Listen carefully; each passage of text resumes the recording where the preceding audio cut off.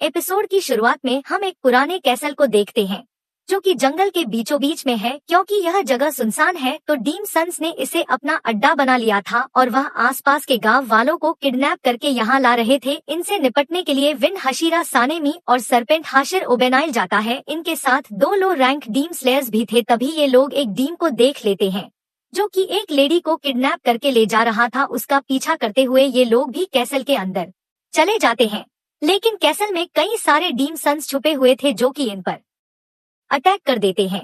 लेकिन दोनों हशीरा उनकी गर्दन काट के उन्हें मारना शुरू कर देते हैं। हम देखते हैं कि हशीरा के सामने यह मामूली डीम सन्स कुछ भी नहीं थे। हाश आज बाकी दोनों डीम लेयर्स को बाहर जाने को बोलते हैं क्योंकि उनके रहने से यह ठीक से लड़ नहीं पाएंगे। यह जगह काफी अजीब थी क्योंकि इन्होंने कभी इतने डीम सन्स एक जगह पर नहीं देखे थे। अब उस लेडी की चीख सुनकर सनेमी ऊपर जाता है तो वहाँ बहुत सारे डीम सन्स बैठे हुए थे। सनेमी विंड ब्रीदिंग के सेकंड फॉर्म का यूज कर उन्हें मार देता है। वो डीम अब समझ जाता है कि ये दोनों कोई मामूली डीम स्लेयर्स नहीं है बल्कि जरूर हशीरा है और वो तुरंत यहाँ से भागना शुरू कर देता है। सानेमी उसका पीछा करता है लेकिन डीम्स कीड़े मकड़ों की तरह उसके सामने आते ही जा रहे थे। कैसल के बाहर इन्हें थोड़े अलग तरह के डिमन मिलते हैं। ओबेनाइल संभाल लेगा। ओबेनाइल फिर सरपेंट ब्रीदिंग का थर्ड फॉर्म यूज करता है और इन सभी डीम सन्स को काट देता है। सनेमी भी विंड ब्रीदिंग का फोर्थ फॉर्म यूज कर बाकी डीम सन्स का सफाया कर देता है। अब यह देख वो डीम खुद ही इस औरत को फेंक देता है पर ओबेनाइल कर लेता है। फिर दोनों हशीरा उस डीम का पीछा करते हुए जब उसके घर के अंदर कूदते हैं तो यह अपने सामने इंफिनिटी कैसल को देखते हैं। हाँ, शराज ने यह जगह पहली बार देखी थी। अब अचानक ही इंफिनिटी कैसल यहाँ से गायब हो जाता है जिस वजह से वो डीम भी जिंदा बच निकलता है। दोनों हशीरा को समझ नहीं आता कि वो जगह आखिर क्या थी और डीम सन्स अचानक गायब कैसे हो सकते हैं। दूसरी तरफ हम कानावती है जो कि एक मिशन करके वापस लौट रही थी। वो सीधा शिनोबू से जाकर मिलती है। शिनोबू का नाव को सोर्ड स्मिथ विलेज के बारे में सब कुछ बताती है कि वहाँ पर 2 अपर रैंक डीम सन्स ने अटैक कर दिया था लेकिन मुचिर मित्सुरी और तांज ने मिलकर उन्हें मार दिया। साथ ही नेजुको ने सूरज पर जीत हासिल कर ली है, यानी वह डीम होने के बावजूद सूरज की रोशनी में बाहर निकल सकती है। यह काफी बड़ी बात थी क्योंकि मुजन अब नेजुको के पीछे जरूर आएगा और इसी बात पर चर्चा करने के लिए अर्जेंट हाशिर मीटिंग रखी गई है जिसके लिए शिनोबू को उबुयाशी की मेंशन में जाना है। तंजीरो भी यहीं पर था जिसे गोतो नाम के काकुशी से पता चलता है कि सोर्ड स्मिथ विलेज के लोग जल्दी से गांव छोड़कर दूसरी जगह जा रहे हैं क्योंकि इस गांव की लोकेशन डीम सन्स को पता चल गई है और वह फिर से वहां हमला कर सकते हैं। इस तरह की सिचुएशन के लिए पहले से ही कई सारे खाली गांव बना दिए गए थे ताकि स्वर्ड स्मिथ विलेज के लोग जल्दी से वहां ट्रांसफर हो सकते। तांज 1 हफ्ते से बेहोश था लेकिन जागने के बाद वह ठुसो सके खा रहा था क्योंकि मित्सुरी भी बहुत खाती है और वह उसकी तरह स्ट्रांग होना चाहता था। काकुशी बताता है कि मित्सुरी और मुइचिरो तो 9 दिन में ही ठीक हो गए थे। साथ ही नेजुको वाली खबर सुनकर सभी डीम स्लेयर्स अलर्ट पर हैं। इधर हशीरा मीटिंग में सानेमी और ओबेनाइल में आते हैं।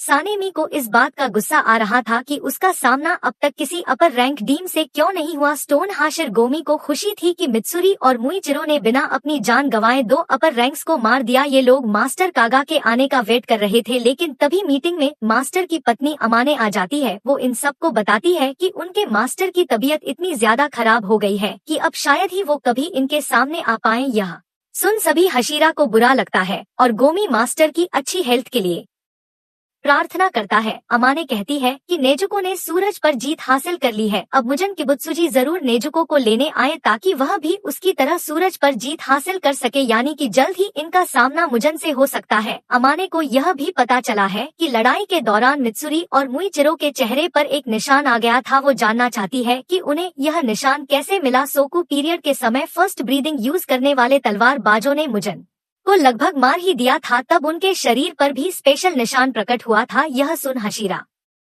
चौंक जाते हैं क्योंकि उन्हें कभी भी ऐसे निशान के बारे में नहीं बताया गया। अमाने कहती है कि उन्हें भी नहीं पता कि यह सच में होता है या सिर्फ यह कहानियां हैं। इस बारे में सिर्फ एक किताब में लिखा हुआ है कि जब यह मार्क किसी इंसान पर प्रकट होता है तो उसके आसपास वाले लोगों पर भी यह निशान आ जाता है। अमाने आगे बताती है कि इस जनरेशन में जिसे सबसे पहले यह मार्क मिला था वो कोई हाशिर नहीं था, उसका नाम है तांज। लेकिन तांज यह एक्सप्लेन ही नहीं कर पाया कि यह निशान प्रकट कैसे होता है, इसीलिए वह मित्सुरी और मुचिर से पूछना चाहती है। अब मित्सुरी भी तंजीर की तरह बड़बड़ करने लगती है, जो कि किसी को समझ नहीं और सब उसे घूरने लगते हैं।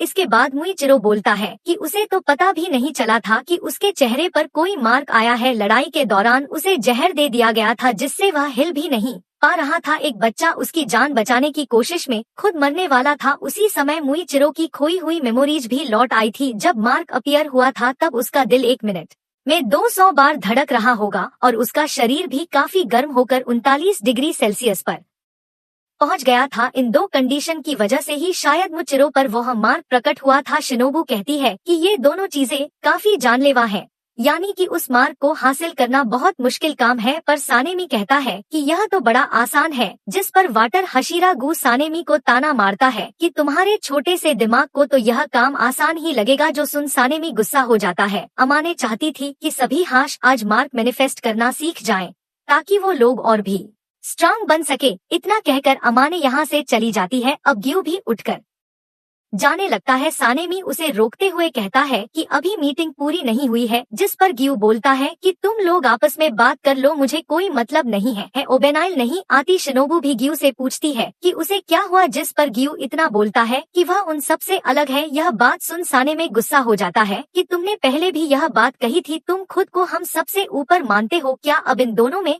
झगड़ा होने ही वाला था कि ग्योमी ताली बजाकर सबको शांत कर देता है और सबको वापस बैठने का ऑर्डर देता है। इधर बटरफ्लाई मेंशन में तंजीरो को पता चलता है कि नेजू को बाकी लड़कियों के साथ बाहर खेल रही है और वो उसे बात करना भी सिखा रही थी। बाहर हम जेनित्सु को देखते हैं, जो कि एक मिशन पूरा करके लौटा ही था। तीनों लड़कियां उसका स्वागत करती हैं और फिर नेजुको भी बाहर आकर जेनित्सु को वेलकम बैक कहती है। जेनित्सु ने पहली बार नेजुको को दिन में देखा था और उसकी आवाज सुनकर वो पूरा पागल ही हो जाता है और चिल्लाने लगता है। वो नेजुको के पास आकर कहता है कि तुम मेरे लिए बोलना सीख गई, यह तो कमाल है। जल्दी मुझसे शादी कर लो, मैं रोज तुम्हें सशी खिलाऊंगा, चलो घर बसा है। इसके बाद नेजू को कहती है कि वेलकम बैक इनोस के, यानी कि उसे जेनित्सु का नाम तक नहीं पता था। ये सुन जेनित्सु बहुत ज्यादा गुस्सा हो जाता है और बोलता है कि वो सुअर का बच्चा कहाँ है, मैं उसे मार डालूंगा। हमें पता चलता है कि इनोस के सुबह से ही नेजुको को अपना नाम रटवा रहा था। खैर हैग गुस्सा हुआ था। हैगे एजुका बताता है कि यह तलवार काफी हाई क्वालिटी स्टील की बनी है, इसे चलाने वाला जरूर बहुत ताकतवर रहा होगा। यह तलवार रैंकिंग सिस्टम से भी पुरानी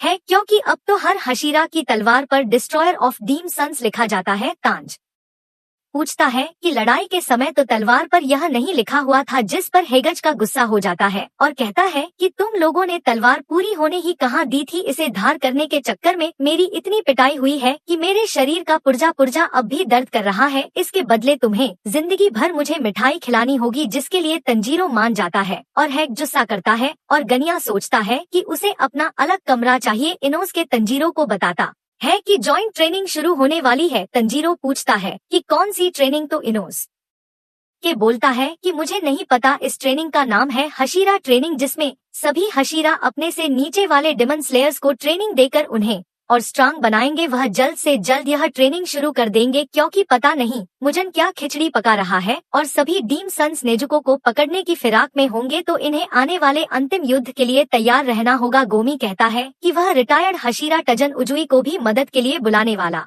है। सभी हशीरा इस ट्रेनिंग के लिए मान जाते हैं, लेकिन पता नहीं क्यों ग्यू इनके साथ नहीं था। अगले दिन तांज और जेनित्सु इस ट्रेनिंग के बारे में बातें कर रहे थे। जेनित्सु को यह बिल्कुल पसंद नहीं आता कि अभी तो वह मिशन से लौटा है और आते ही उसे ट्रेनिंग पर लगा दिया। तांज कहता है कि यह तो अच्छी बात है ना कि उन्हें हशीरा के साथ ट्रेनिंग करने का मौका मिल रहा है, इससे उन्हें बहुत कुछ सीखने को मिलेगा। इससे जेनित्सु गुस्सा हो जाता है और तंजीर का माथा काटने लगता है और कहता है कि तुम तो बिस्तर पर पड़े हो, तुम्हें क्या पता कि हम पे क्या बीत रही है, अब से हमारी दोस्ती खत्म। इतना कह के जेनित्सु जाने लगता है, पर तंजीरो उसे थैंक यू बोलता है कि लड़ाई के दौरान तंजीरो के पैर भी नहीं हिल पा रहे थे, लेकिन जेनित्सु की सिखाई थंडर ब्रीदिंग की वजह से वो डीम को पकड़कर उसका गला काट पाया। इसी तरह शरा ट्रेनिंग भी उनके बहुत काम आएगी। अब खुद की तारीफ सुनकर जेनित्सु का सारा गुस्सा गायब हो जाता है और वह खुशी खुशी ट्रेनिंग पर जाने लगता है। इधर टेंज उजुई स्लेयर्स को कड़ी ट्रेनिंग करवा रहा था। वो सब बुरी तरह थक गए थे, लेकिन उजुई उन्हें भागते रहने को कहता है, क्योंकि यह तो बेसिक स्टेमिना ट्रेनिंग थी। उसके बाद वाले हशीरा तो इनकी चटनी बना देंगे। यहाँ पर उजुई की तीनों वाइफ्स भी आई हुई थी और सबके लिए खाना पका रही थी। उजुई से छूटने के बाद इन सबको मुइचिरो से ट्रेनिंग लेनी होगी, जो होगी मूवमेंट ट्रेनिंग, फिर मित्सुरी की फ्लेक्सिबल ट्रेनिंग, इसके बाद ओबाई की तलवारबाजी ट्रेनिंग, फिर सानेमी की एंडलेस स्ट्राइकिंग ट्रेनिंग और आखिर में गमी की मसल ट्रेनिंग। हाशिर भी इस बहाने खुद को ट्रेन कर रहे थे ताकि अपने डीम स्लेयर मार्क को मैनिफेस्ट कर सके। शाम को तंजीरो के पास एक कासुका क्रो आता है और उसके सिर पर चोंच मार के उसे एक लेटर देता है। यह लेटर मास्टर कागा ने भेजा था जिसमें लिखा था कि सिर्फ गिया है जो हशीरा ट्रेनिंग में हिस्सा नहीं ले रहा। दूसरी तरफ हम लेडी तमायो को देखते हैं जिसकी विंडो पर एक कासुगाई क्रो आता है। तमायो को यकीन नहीं होता कि डिमन स्लेयर्स ने उसे कैसे खोज लिया, क्योंकि तमायो का घर तो हमेशा ही छुपा रहता है। यह क्रो मास्टर कागा ने भेजा था जो लेडी तमायो से कहता है कि उन्हें डरने की जरूरत नहीं है, वो उसकी मदद मांगने आया है। डीम लेयर कॉप्स में भी एक लड़की है जिसे डीम सन्स की बॉडी की काफी जानकारी है। यह चाहते थे कि तमायो भी उसके साथ मिलकर नेजुको की जांच करे मुजन किबुत्सुजी को हराने के लिए। क्या तमायो उनके साथ मिलकर काम करेगी? वो उसे उबुयाशी की मेंशन में आने का इनविटेशन देने आया है। तमायो को यह सुनकर यकीन नहीं होता कि उसके जैसी एक डीम को डीम स्लेयर के हेड क्वार्टर्स में इनवाइट किया गया है। और तभी योशी भागते हुए यहाँ आता है और तमायो से कहता है कि उन्हें जल्दी से यह जगह बदल लेनी चाहिए, पर तमायो कहती है कि अब उसकी जरूरत नहीं है। नेजुको के सूरज पर जीत हासिल करने की वजह से कुछ बड़ा होने वाला है, शायद यह काफी पहले ही तय हो गया था। हम देखते हैं कि तमायो पहले योरीचा से मिल चुकी है। तमायो शरो से कहती है कि वो जगह जरूर बदलेंगे क्योंकि वो अब डीम स्लेयर्स के हेड क्वार्टर्स में जा रहे हैं। दूसरी तरफ तांज को भी मास्टर कागा का लेटर मिलता है जिसमें लिखा था कि तंजीरो अब तुम कैसे हो, मेरी बदनसीबी है कि अब मैं हिल भी नहीं सकता। मैं चाहता हूँ कि तुम ग्यू से जाकर बात करो, वह हमेशा अकेला रहता है और हाशिर ट्रेनिंग में हिस्सा भी नहीं ले रहा। मुझे उम्मीद है कि तुम उससे प्यार से बात करके उसे एक नई दिशा दिखाओगे। अगली सुबह तंजीरो ग्यू से मिलने जाने लगता है। उसे ओई मिलती और तांज उससे पूछता है कि अगर कोई इंसान हमेशा ही अकेला रहता है तो उसका मूड अच्छा कैसे किया जा सकता है। ओई कहती है कि उसे भी इस बारे में नहीं पता, लेकिन वो तांज और गिया के खाने के लिए ओनिगिरी पैक कर देती है जिसे खाकर तांज अपना माइंड और बॉडी हेल्दी रख सके। तंजीरो अब गिया के मेंशन के सामने जाता है और चिल्लाने लगता है कि क्या वह अंदर है, मैं हूँ। तांज तंजीरो के काफी देर तक चिल्लाने पर भी ग्यू उसे कोई जवाब नहीं देता तो तंजीरो खुद ही अंदर आ जाता है, जो ग्यू को अच्छा नहीं लगता। तंजीरो अब गिया के सामने बैठकर उसे बताता है कि कैसे सभी हाश आज ट्रेनिंग करने में लगे हुए हैं और तांज 7 दिन में बिल्कुल ठीक हो जाएगा और वह ग्यू के साथ ट्रेनिंग करना चाहता है। ग्यू उसे साफ मना कर देता है। तांज पूछता है कि क्यों, वो किस बात पर इतना गुस्सा है, जिस पर ग्यू बोलता है कि वह गुस्सा है कि तांज ने अब तक वाटर ब्रीदिंग को मास्टर नहीं किया है, उसे तो अब तक अगला वाटर हशीरा होना चाहिए था। तांज कहता है कि उसने इस बारे में उरु को डाकी से बात की थी और उन्होंने बताया था कि वाटर ब्रीदिंग काफी बेसिक स्टाइल है, तो वो चाहे तो अपनी ब्रीदिंग स्टाइल चेंज भी कर सकता है। ग्यू कहता है कि अभी कोई भी वाटर हशीरा नहीं है तो किसी ना किसी को तो जल्दी वाटर हशीरा बनना पड़ेगा। तंजीरो ये सुन थोड़ा कंफ्यूज हो जाता है क्योंकि वाटर हशीरा तो खुद ग्यू है, जिस पर ग्यू कहता है कि वो वाटर हशीरा नहीं है। फिर वो तंजीर को यहाँ से जाने को बोलकर खुद कमरे से बाहर चला जाता है। तंजीरो को कागा की बात याद आती है कि उसे ग्यू के साथ शांति से बात करनी होगी। तंजीरो ग्यू के खाने के लिए ओनीगिरी बाहर ही रख देता है। शाम को गिया देखता है कि तंजीरो अब तक नहीं गया था। तंजीरो अब ग्यू के पीछे भूत की तरह पड़ जाता है। वो हर जगह उसका पीछा करता है और उससे बात करने की कोशिश करता है और उससे पूछता है कि क्या वो उसे ट्रेन करेगा। तंजीरो ग्यू को चैन से सोने, खाने और नहाने भी नहीं दे रहा था। ऐसे ही करीब 4 दिन बीत जाते हैं और ग्यू को डर लगने लगता है कि क्या ये ऐसे ही जिंदगी भर मेरा पीछा करता रहेगा। अब ग्यू तांज को सच बताता है कि उसने फाइनल सिलेक्शन पास नहीं किया था। ग्यू के साथ साबियो नाम का एक लड़का हुआ करता था जिसकी फैमिली को भी डीम सन्स ने मार दिया था, बिल्कुल ग्यू की फैमिली की तरह। साबियो का नाम सुनकर तांज चौंक जाता है। ग्यू आगे बताता है कि वो दोनों 13 साल के थे। वो उरु को डाकी से यहाँ ट्रेनिंग के दौरान मिले थे और उनमें गहरी दोस्ती हो गई थी। साबी तो एक नेक दिल लड़का था। इन दोनों ने साथ में फाइनल सिलेक्शन एग्जाम दिया था, लेकिन उस एग्जाम में सिर्फ एक ही इंसान मारा गया था जो था साप्तो साबिहीन। उनटेम गयू तो पहले डीम से लड़ते ही घायल हो गया था, तब भी साप्तो ने ही ग्यू को बचाया था। फिर साप्तो ग्यू को सेफ जगह छोड़कर एक दूसरे लड़के को बचाने चला गया।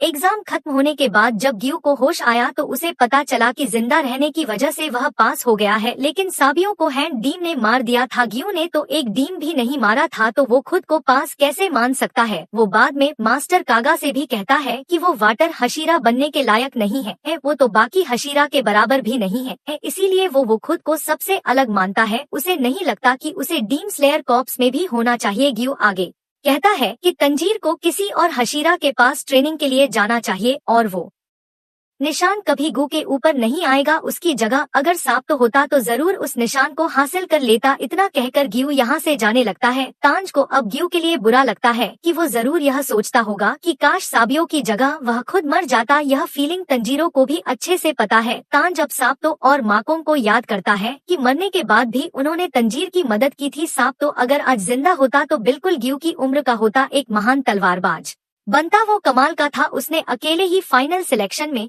सबको बचाया। तांज यह बिल्कुल नहीं कर पाता क्योंकि वह खुद को ही बचाने में लगा हुआ था। तांज फिर रेनो को याद करता है जो कि एक महान इंसान था, लेकिन इन लोगों को बचाने के चक्कर में वो खुद मारा गया। तांज भी सोचता है कि काश रेंगोकू की जगह वो खुद मर गया होता, क्योंकि उसे लगता है कि रेंगोकू जरूर मुजन को भरा देता। पर फिर भी उसे इनोसुके की बात याद आती है जिसने कहा था कि रेंगोकू उन पर भरोसा करके मरा है, तो वो लोग अब रोते नहीं बैठ सकते। तांज सोचता है कि उसे अब ग्यू से क्या कहना चाहिए। ग्यू खुद को हशीरा नहीं मानता, लेकिन उसने हशीरा बनने के लिए कड़ी मेहनत की होगी। तंजीरो अब ग्यू से कहता है कि क्या तुम साप्तो के बलिदान का बदला ऐसे चुकाओगे। यह सुन ग्यू रुक जाता है और उसे एक बात याद आती है जब साप्तो ने उसे एक बार एक थप्पड़ मारा था और कहा था कि खबरदार, अगर कभी मरने की बात की तो हमारी दोस्ती हमेशा के लिए खत्म हो जाएगी। तुम्हारी बहन ने खुद की जान देकर तुम्हें डीम से बचाया था, तो तुम्हें उसका सम्मान करते हुए जिंदा रहना होगा। ग्यू अब सोचता है कि उसने यह बात भुला दी थी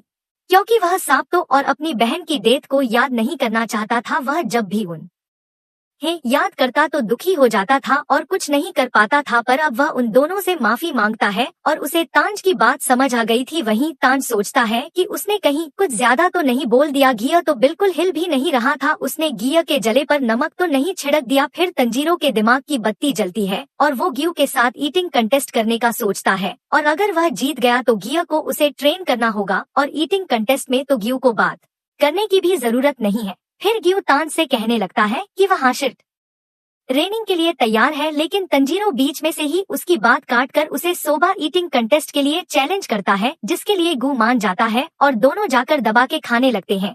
ग्यू फिर तांज से शिनोबू के बारे में पूछता है, जिस पर तांज कहता है कि शिनोबू की ट्रेनिंग के बारे में तो उसे भी कुछ नहीं पता। बटरफ्लाई मेंशन में हम शिनोबू को देखते हैं जो कि गुस्से में अपने कमरे में जाकर बैठ जाती है और खुद को शांत करने की कोशिश करती है। तभी काना यहाँ आती है और शिनोबू से कहती है कि वह सानेमी की ट्रेनिंग के लिए जा रही है, क्या उसके बाद शिनोबू उसे ट्रेनिंग दे सकती है। पर शिनोबू उससे कहती है कि वह हाशिर ट्रेनिंग में हिस्सा नहीं ले रही है। फिर वो कानावनी पास बुलाती है, जो यह सुन उदास थी क्योंकि वो शिनोबू के साथ ट्रेनिंग करना चाहती थी। शिनोबू को यह देख खुशी हो रही थी कि कानावनी मन की बात खुलकर बोल पा रही थी, और लगता है कि अब समय आ गया है कि वह कानावड़े मन के बारे में बताए जिसने शिनोबू की बड़ी बहन को मारा था, और यह भी कि उस डीम को मारने का तरीका क्या है। एपिसोड की शुरुआत में हम उजुई को देखते हैं जो कि डीम स्लेयर सकी स्टैमिना ट्रेनिंग करवा रहा था, जिसमें सबकी हालत खराब हो रही थी, लेकिन यह बेसिक फिटनेस ट्रेनिंग थी। जब तक ये लोग इस ट्रेनिंग को पास नहीं कर लेते अगले हशीरा की ट्रेनिंग में नहीं जा सकते। वहीं उजुई काफी स्ट्रिक्ट था, वो इनसे कहता है कि अगर तुम यहीं पर फेल हो गए तो मित्सुरी और सानेमी की ट्रेनिंग तो झेल ही नहीं पाओगे। स्लेयर्स को यह ट्रेनिंग नर्क के समान लग रही थी। पूरी तरह से ठीक होने पर तांज भी इस ट्रेनिंग के लिए यहाँ आ जाता है। उजुई भी उसे देख काफी खुश होता है और तंजीरो की तारीफ भी करता है कि उसने एक और अपर रैंक डीम को हरा दिया। उजुई अब तंजीरो को भी ट्रेनिंग पर लगा देता है, जिसमें तंजीरो को बहुत मजा आ रहा था। उजुई की तीनों पत्नियां सबके लिए खाना बना रही थी और वो भी तंजीर को देखकर काफी खुश होती हैं। उजुई सभी स्लेयर्स से कहता है कि वह पेट भर के खाना खाएं, अच्छे से खाएंगे तो अच्छे से ट्रेनिंग कर सकेंगे, और जिसने भी खाना छोड़ा उसे एक्स्ट्रा ट्रेनिंग करनी पड़ेगी। इसके बाद 2 स्लेयर्स नाइट ड्यूटी पर पहरा देने जाते हैं। आजकल डीम दिखना काफी कम हो गए थे, शायद सभी डीम सन्स नेजुको की खोज में लगे हैं, ऐसा इन है लगता है, लेकिन असलियत तो सिर्फ डीम ही जानते हैं। अचानक इनमें से एक स्लेयर कहीं गायब हो जाता है। यह देख दूसरा स्लेयर डर जाता है, पर वो स्लेयर इसके साथ मजाक कर रहा था। तभी इन दोनों को पास की गली में से कुछ आवाज आती है, पर यह उस पर ध्यान नहीं देते और आगे बढ़ते रहते हैं। तभी हम गली के अंदर से एक डीम की आंख निकलते हुए देखते हैं, जो कि इन दोनों स्लेयर्स का पीछा करने लगती है। इस आंख पर नंबर 4 लिखा हुआ था। अगले दिन तंजीरो फिर से ट्रेनिंग में सबको पीछे छोड़ रहा था, जो देख बाकी स्लेयर्स हैरान थे। तांज इन्हें कहानी सुनाता है कि कैसे उसने एक अपर रैंक को मारा था, लेकिन उसकी बड़बड़ किसी को भी समझ नहीं आती। उजुई अब सभी को एक एक बड़ा सा पहाड़ चढ़कर वापस उतरने को कहता है। यही आज की आखिरी ट्रेनिंग होगी। जो भी लेट आएगा उसे डिनर नहीं मिलेगा। उसकी तीनों वाइफ्स तंजीरो के पास आकर उससे कहती है कि उजुई बाहर से दिखने में जितने सख्त हैं, अंदर से उतने ही मुलायम हैं। जब तक सारे स्लेयर्स नहीं लौट आते वो खुद भी डिनर नहीं करते हैं।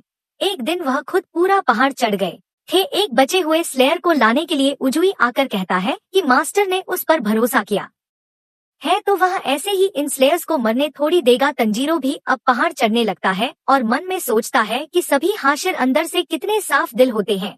हम तंजीरो और गियो का ईटिंग कंटेस्ट देखते हैं, जिसमें दोनों ने ढेर सारी प्लेट साफ कर दी थी। इंजर ने शर्त रखी थी कि अगर वह जीता तो गियो को हाशिर ट्रेनिंग में हिस्सा लेना पड़ेगा। गियो भी अब हाशिर ट्रेनिंग ज्वाइन करना चाहता था, तो वह जानबूझकर कम खाना खाता है और तांज को यह कंटेस्ट जिता देता है। खैर शाम को सानेमी और ओबानाई आपस में बात करते हैं कि वो लोग इन स्लेयर सबको ट्रेन तो कर रहे हैं, लेकिन अपर रैंक से लड़ाई में ये लोग किसी काम नहीं आने वाले। पर मास्टर की यही इच्छा थी तो हम उसे पूरा करेंगे। दोनों को वो इंफिनिटी कैसल वाली बात परेशान कर रही थी कि वो जगह आखिर थी क्या, और इतने सारे डीम सन्स अचानक कहाँ गायब हो गए थे। अगर वो डीम सन्स के छुपने की जगह है तो इन्हें उसके बारे में पता कैसे नहीं है। सानेमी बताता है कि वो उसी जंगल में कई बार गया है, लेकिन उसे कुछ नहीं मिला। वो बनाई कहता है कि ठीक उसी टाइम से बाकी सब डीम भी दिखना बंद हो गए हैं।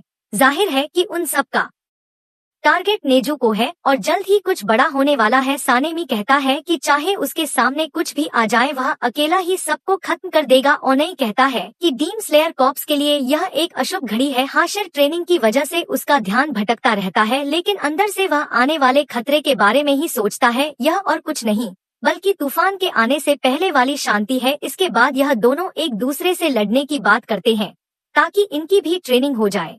इधर तंजीरो उजुई की वाइफ्स के साथ किचन में घुसा हुआ था। ये तीनों तांज का शुक्रिया भी करती हैं एंटरटेनमेंट डिस्ट्रिक्ट में उनकी रक्षा करने के लिए, पर तांज कहता है कि वो अकेला थोड़ी था। हिनासुरु कहती है कि तंजीरो, नेजुको, इनोसुके, जेनित्सु और उजुई, अगर इनमें से कोई एक भी कम होता तो शायद ये लोग अगली सुबह का सूरज नहीं देख पाते। ये किसी चमत्कार से कम नहीं है। उसे यकीन है कि उजुई अब भी लड़ना चाहते हैं।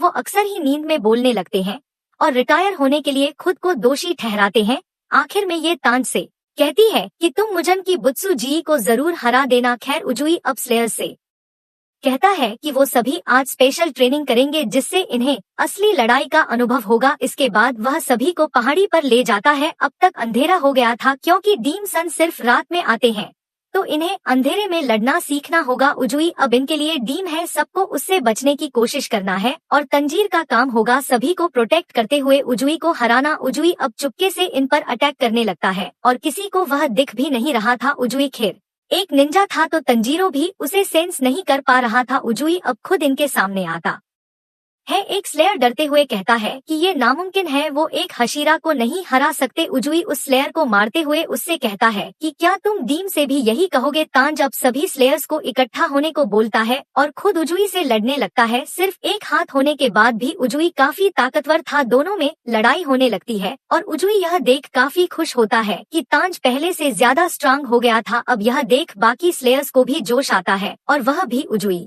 पर हमला कर देते हैं।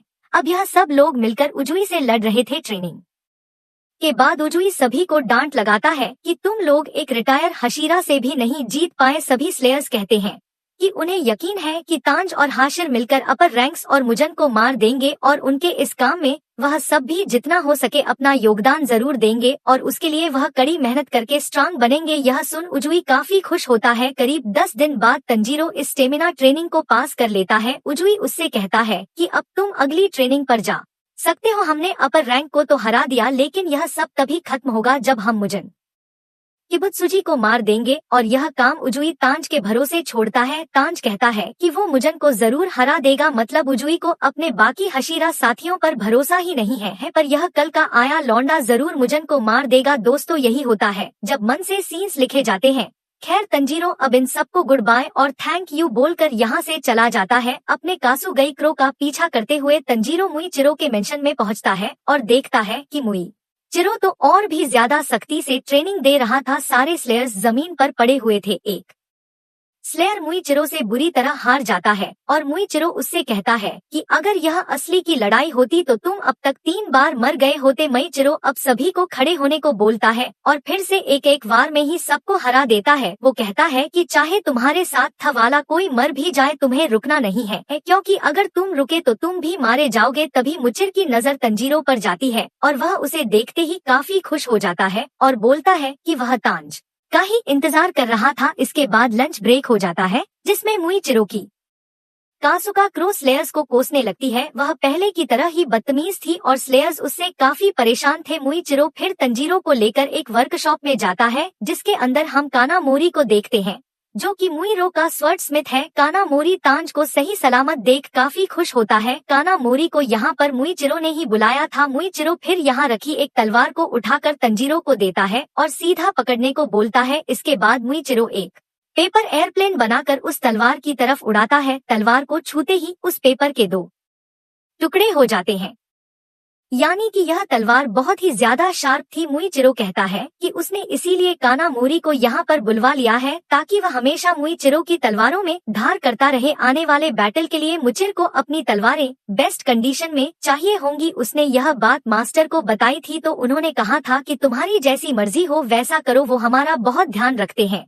काश वह अपनी सेहत का भी उतना ही ध्यान रखें और जल्दी ठीक हो जाएं। इसके बाद मुइचिरो फिर से स्लेयर्स के साथ ट्रेनिंग करने लगता है जिसमें उनकी हालत खराब हो रही थी। मुइचिरो उन्हें सोच समझकर अटैक करने को कहता है क्योंकि असली लड़ाई में बार बार मौके नहीं मिलते। अगर वो 9 बार जीतक एक बार भी हार गए तो वह उनकी जिंदगी गवा देंगे, तो उन्हें अपने हर एक मूव को तराशना होगा। मुइचिरो आज की ट्रेनिंग यहीं खत्म कर देता है। एक स्लेयर तांज से कहता है कि वो मुइचिरो को समझाता क्यों नहीं कि हमारे साथ थोड़ा नरमी से पेश आए, जिस पर तांज कहता है कि मुइचिरो तो उनसे भी ज्यादा मेहनत कर रहा है क्योंकि वह अकेले ही इतने सारे स्लेयर्स को ट्रेनिंग देता है। स्लेयर्स उसकी बात समझ जाते हैं लेकिन फिर भी उन्हें मुइचिरो के बोलने का तरीका थोड़ा कड़वा लगता है, जिस पर तांज कहता है कि शुक्र मनाओ कि पहले के मुकाबले तो मुइचिरो काफी मीठा बोलने लगा है। इसके बाद तंजीरो देखता है कि मुइचिरो कहीं बाहर जा रहा था। स्लेयर्स उसे बताते हैं कि मुइचिरो हर रोज रात को कहीं पर जाता है। इधर रात के समय टाउन में हम फिर से उसी डीम की आंख को देखते हैं,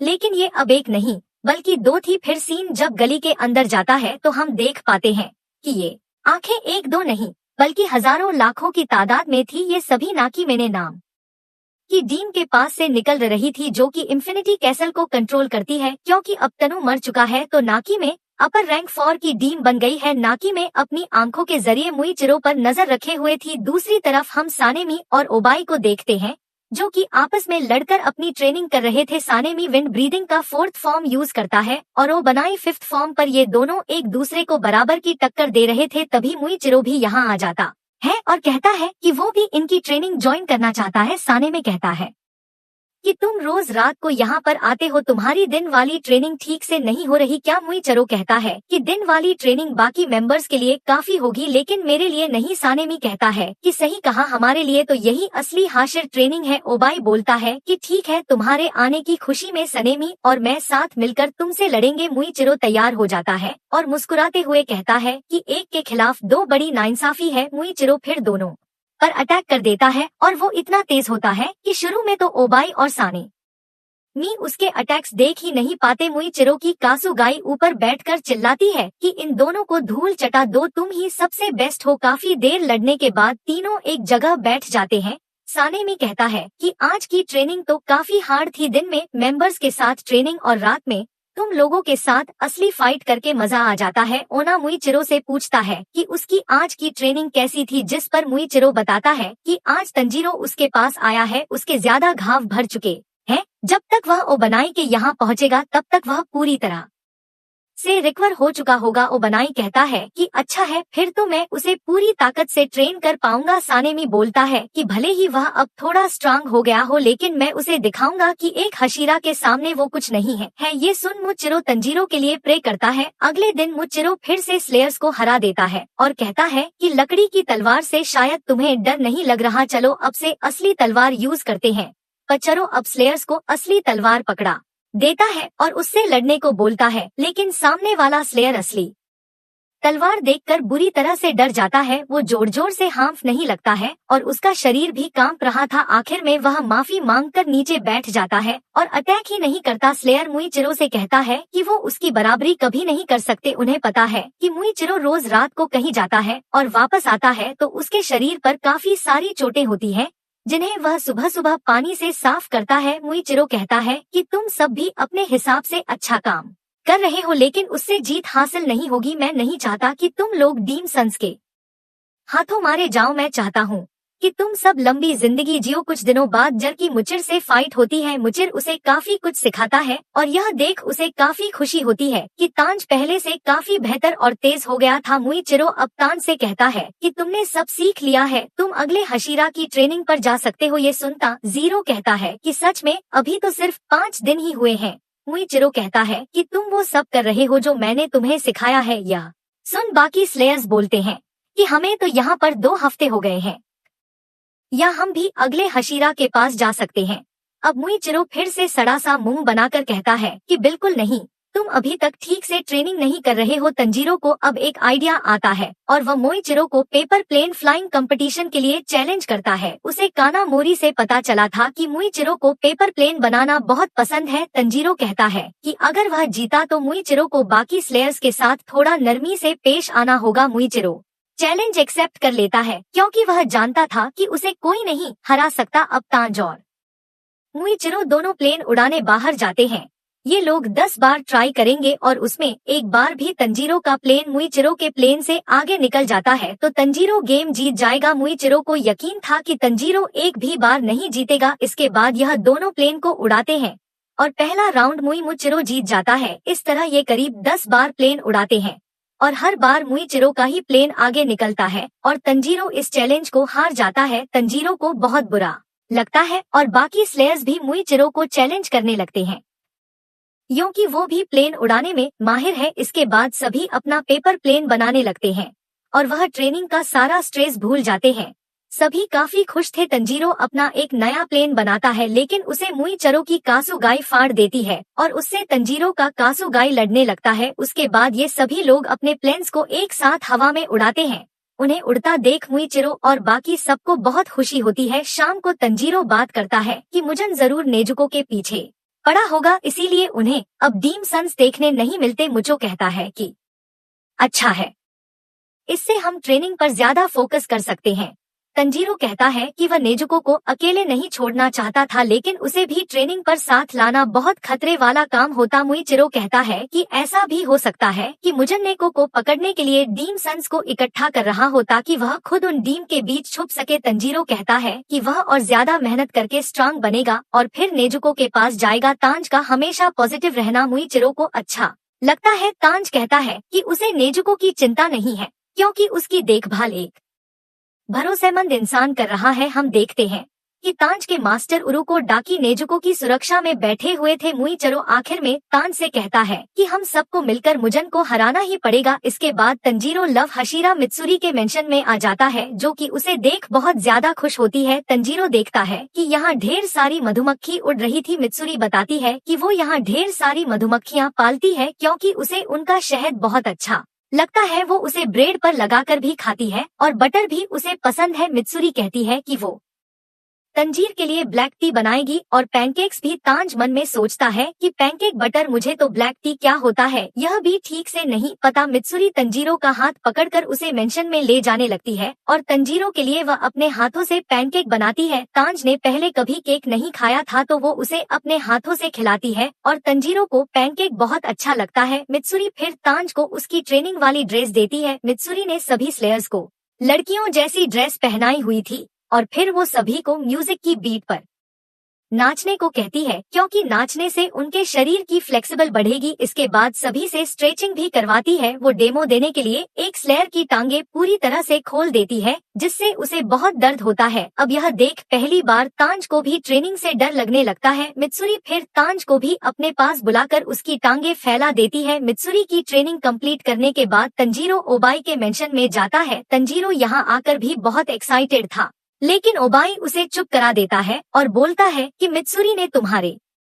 बारे में बताया था, लगता है उसकी ट्रेनिंग में तुमने कुछ ज्यादा ही एंजॉय किया है। हम देखते हैं कि मित्सुरी ओना को लेटर्स लिखती रहती है, जिसमें वो ओना को बताती है कि आज ट्रेनिंग के बाद उसने तंजीर के साथ चाय पी और तांज जब भी कुछ मीठा खाता या पीता है तो बहुत क्यूट लगता है। यह पढ़कर ओबनाई को बहुत ज्यादा जलन होती है और इसीलिए वह तंजीरों पर थोड़ा गुस्सा है। वहीं तांज को कुछ समझ नहीं आता कि ओना उससे नफरत क्यों करता है। ओबाई फिर तांज को ट्रेनिंग रूम में ले जाता है। तांज देखता है कि ओना आई ने यहाँ ढेर सारे लेयर्स को बांधा हुआ था। वो तारो से कहता है कि उसे इन लोगों को चोट पहुंचाए बिना तलवारबाजी करनी होगी। तंजीरो सोचता है कि यह रूम तो मौत का चैम्बर है। वो नाई से पूछता है कि क्या इन बंधे हुए लोगों ने कुछ क्राइम किया है, जिस पर ओबनाई कहता है कि हाँ, इनका क्राइम है कमजोर होना, जल्दी नहीं सीखना, मेरा समय बर्बाद करना और मुझे परेशान करना। इसके बाद नाई तंजीरो को दिखाता है कि उसे स्लेयर्स के बीच में बने टारगेट्स पर वार करना है। ओबनाई का निशाना इतनी स्पीड में भी बहुत पक्का था। इसके बाद तंजीर की बारी थी। उसके पास लकड़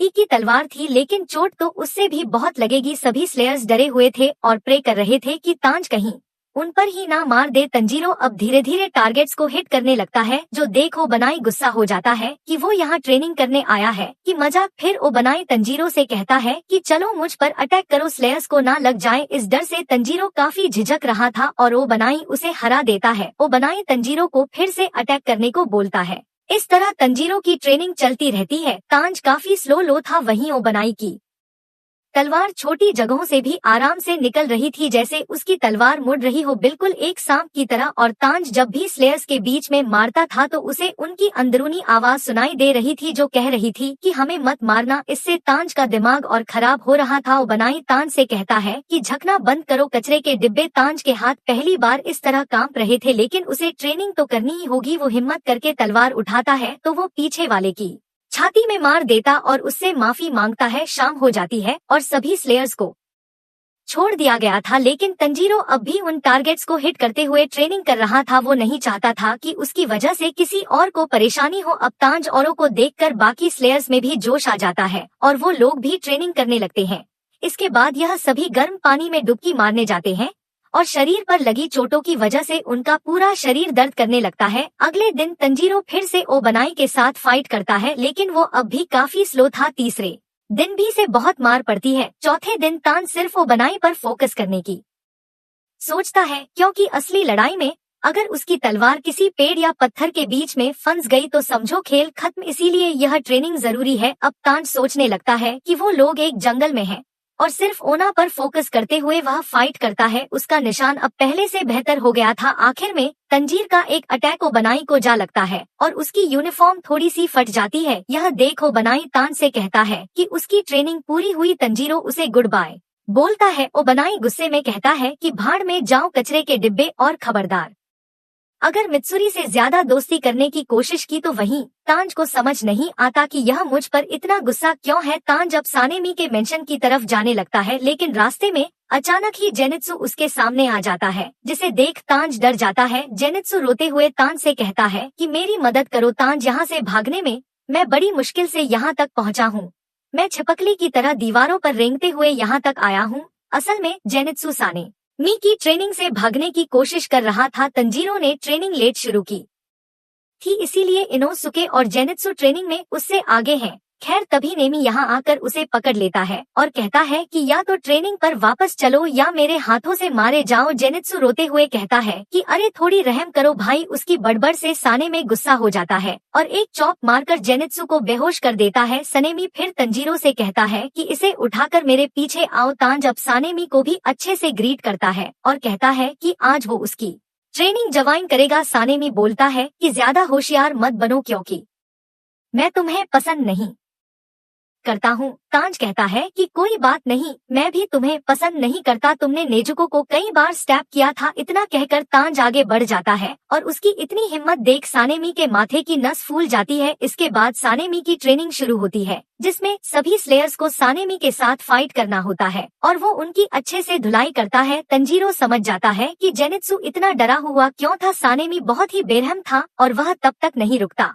था जब तक सामने वाला खून की उल्टी ना कर दे या बेहोश ना हो जाए। तंजीरो सोचता है कि इससे अच्छा तो बना ही था, वो कम से कम इन्हें ब्रेक तो दिया करता था। जेनित्सु को होश आता है तो वो तांज को इतने गुस्से से देखता है जैसे उसने जेनित्सु की बीवी भगा ली हो। सानेमी तंजीरो के साथ ज्यादा सख्त था, वो तंजीर को पीटने का एक भी मौका नहीं छोड़ता था। वो पहले दिन में ही तांज का पूरा चेहरा खराब कर देता है। ट्रेनिंग के बाद तांज अपने कमरे की तरफ जाने लगता है, तभी उसे गन की आवाज आती है। तंजीरो देखता है कि गन अपने बड़े भाई सानेमी से बात करने की कोशिश कर रहा था, पर सानेमी बहुत गुस्से में उससे कहता है कि मुझे परेशान करना बंद करो, मेरा कोई भाई नहीं है, अगर तुम यहाँ से नहीं गए तो मैं तुम्हें मार दूंगा। गिन्या डर के अपना सिर झुका लेता है। तांज सोचता है कि हम भाई बहनों में तो ऐसी लड़ाई नहीं होती थी। सनेमी गिन्या की इंसल्ट करते हुए कहता है कि तुम्हारे अंदर कोई टैलेंट नहीं है, तुम्हें डीम स्लेयर कॉर्प्स को छोड़ देना चाहिए। जिसे कोई ब्रीदिंग टेक्निक भी नहीं आती हो उसे खुद को तलवारबाज कहने का कोई हक नहीं है। इतना कहकर सानेमी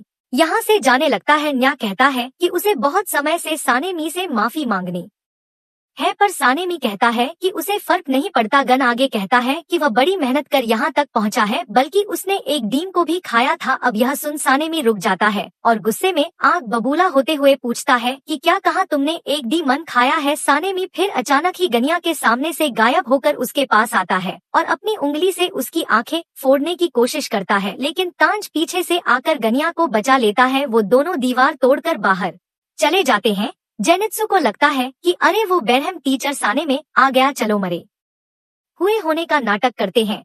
पर जेनित्सु देखता है कि ये तो जीरो है। फिर उसे एक डरावनी आवाज सुनाई देती है और सानेमी बाहर आता है, जिसे देख जेनित्सु डर के मारे चिल्लाने लगता है। तांज साने से पूछता है कि क्या वह गनिया को मारना चाहता है, जिस पर सानेमी मना करता है क्योंकि गनिया को मारना स्लेयर को के नियमों के खिलाफ होगा, इसीलिए वह गनिया को इतना घायल कर देगा कि वह कभी रिकवर ही ना हो पाए। अगर गनिया अभी डिमन स्लेयर कॉर्प्स को छोड़ के चला जाए तो सानेमी उसे माफ कर देगा। तंजीरो अब सानेमी की बातों से गुस्सा हो जाता है और कहता है कि गनिया की जो मर्जी होगी वो करेगा, और तुमने कहा था ना कि तुम्हारा कोई भाई नहीं है तो गनिया पर हुक्म भी मत चलाओ, भले ही उसमें कोई टैलेंट हो या ना हो। उसने डीम से लड़ने में अपनी जान की बाजी लगा दी थी। न्या के बिना हम अपर रैंक 4 को भी हरा नहीं पाते। अगर तुम उसके भाई नहीं हो तो उसके मामले में टांग भी तड़ा आओ। सानेमी कहता है कि अगर ऐसा है तो मैं पहले तुम्हारी हड्डियां तोड़ूंगा। सानेमी अब पलक झपकते ही तांज के पास आता है और उसके पेट में जोरदार मुक्का मारता है, पर सानेमी यह देख हैरान हो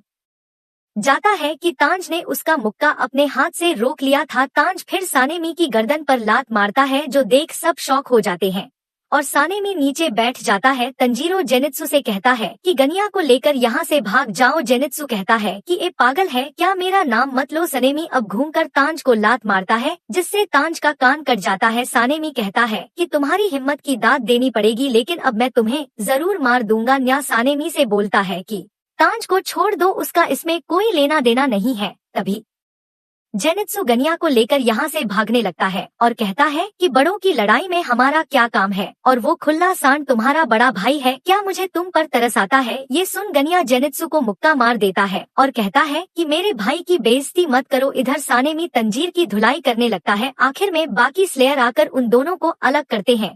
तंजीरो को अपने कासुगाई क्रो से काफी डांट पड़ती है। न सिर्फ उसकी सानेमी के साथ ट्रेनिंग रद्द कर दी जाती है, बल्कि तंजीरो का अब सानेमी से बात करना भी अलाउड नहीं था। पर तंजीरो को इस बात का दुख था कि उसने सानेमी और गनिया के रिश्ते को शायद और ज्यादा बिगाड़ दिया है। इसके बाद तंजीरो और जेनित्सु स्टोन हाशिर गोमी की ट्रेनिंग के लिए जाने लगते हैं। तंजीरो जेनित्सु की ट्रेनिंग खराब करने के लिए उससे माफी मांगता है, लेकिन जेनित्सु इस बात से खुश था कि तंजीरो सनेमी के खिलाफ खड़ा हुआ और उसे अच्छी टक्कर भी दी। फिर जेनित्सु चिल्लाते हुए कहता है कि यह स्टोन हशीरा का घर माउंटेन्स में इतना ऊपर क्यों है। तभी इन्हें पास में एक झरने की आवाज आती है। वो देखते हैं कि झरने के नीचे इनोस के और बाकी ट्रेनीज खड़े हुए थे और एक मंत्र पढ़ते हुए मेडिटेशन कर रहे थे। पीछे से इन्हें ग्योमी की आवाज आती है जो कहता है कि अगर तुम अपना दिल और दिमाग साफ कर लो तो आग भी ठंडी लगती है। गोमी ने अपने कंधे पर बड़े बड़े पेड़ के तने रखे हुए थे और उसके चारों तरफ आग लगी हुई थी जो देख तांज और जेनित्सु के तोते उड़ जाते हैं। गोमी इन दोनों का अपने ट्रेनिंग ग्राउंड में स्वागत करता है। गोमी इन दोनों से कहता है कि शरीर में लेग्स और हिप्स सबसे महत्वपूर्ण अंग होते हैं जो कि शरीर का बैलेंस बनाते हैं, जिससे हम काफी मजबूत अटैक और डिफेंस कर सकते हैं। गोमी के यहाँ 3 तरह की ट्रेनिंग होती है। सबसे पहली ट्रेनिंग में इन्हें वाटरफॉल के नीचे खड़े होकर उसका प्रेशर झेलना होगा। दूसरी ट्रेनिंग में इन्हें लकड़ी के 3 बड़े बड़े लॉग्स को उठाकर चलना पड़ेगा और तीसरी ट्रेनिंग में इन्हें एक बड़े से बोल्डर को धकेलना है। गोमी की ट्रेनिंग में इन्हें सिर्फ यह 3 सिंपल टास्क करने हैं। वो आग वाली ट्रेनिंग इनके साथ नहीं करेगा क्योंकि उसमें खतरा है। ये 3 टास्क सुनके ही जेनित्सु बेहोश हो जाता है तो ग्योमी तांज से कहता है कि उसे नदी में डाल दो। तांज ऐसा ही करता है और जेनित्सु तुरंत चिल्लाते हुए जाग जाता है। असल में विंटर का मौसम था, इसीलिए नदी का पानी भी बहुत ज्यादा ठंडा था। जेनित्सु तुरंत नदी से बाहर निकल जाता है, लेकिन पानी से बाहर आने पर भी उसे जोर की ठंड लग रही थी। जेनित्सु को लगता है कि इतनी ठंड से तो वह मारा जाएगा। तभी जेनित्सु देखता है कि उसके पीछे बाकी स्लेयर्स पत्थरों पर लेटे हुए थे। इनमें मुरा आता भी था, जिसे हमने सीजन 1 में देखा था। मुरा आता जेनित्सु से कहता है कि पत्थरों पर लेट जाओ, वो गर्म है। ये सुनते ही जेनित्सु बिजली की तेजी से एक पत्थर पर जाकर लेट जाता है। पत्थर पर लेटने से जेनित्सु को बहुत अच्छा लगता है, जैसे वो अपनी माँ की गोद में लेटा हो और उसके आंसू निकल जाते हैं। तंजीरो वाटरफॉल की तरफ जाने लगता है और उसे भी पानी काफी ठंडा लग रहा था। तांज देखता है कि इनोसुके अब भी झरने के नीचे खड़ा था। उसे देख तांज को थोड़ा मोटिवेशन आता है। फिर वो नोटिस करता है कि इनोसुके ने मंत्र का जाप करना बंद कर दिया है। तांज को लगता है कि इनोसुके खड़े खड़े ही मर गया। वो तुरंत उसे नदी से बाहर लाता है और सीपीआर देके उसे होश में लाने की कोशिश करता है। इनसुके होश में आकर तंजीरो का नाम मांजी बुलाता है। इसके बाद तांज झरने के नीचे खड़ा होने जाता है, जो कि बहुत मुश्किल था। मुरादा तांज से कहता है कि वो नेमुस मंत्र का जाप करता रहे, इससे उसे फोकस करने में आसानी होगी और लोगों को पता चलता रहेगा कि वह होश में है। तांज अब ऐसा ही करता है और बार बार मंत्र पढ़ने लगता है। कुछ देर में तांज भी गर्म पत्थर पर जाकर लेट जाता है और कहता है कि झरने का पानी उसे सुई की तरह चुभ रहा है। इतनी ऊंचाई से गिरने की वजह से पानी भी उसे बहुत भारी लग रहा था, जैसे उसकी गर्दन ही टूट जाएगी। मुरा आता कहता है कि तुम और वो सुअर के सिर वाला बहुत कमाल के हो, क्योंकि मुरा आता ने झरने के नीचे जाने में ही एक पूरा दिन लगा दिया था और अब भी वो आधे घंटे से ज्यादा खड़ा नहीं रह पाता। लेकिन वो यह ट्रेनिंग 10 दिन से कर रहा है, इसीलिए अब वो लकड़ी उठाने वाला टास्क करेगा। इसके बाद तांज सभी के लिए मछली पका है। मछली खाते हुए इनोसुके कहता है कि ये पत्थर वाला हशीरा तो कमाल का है, उससे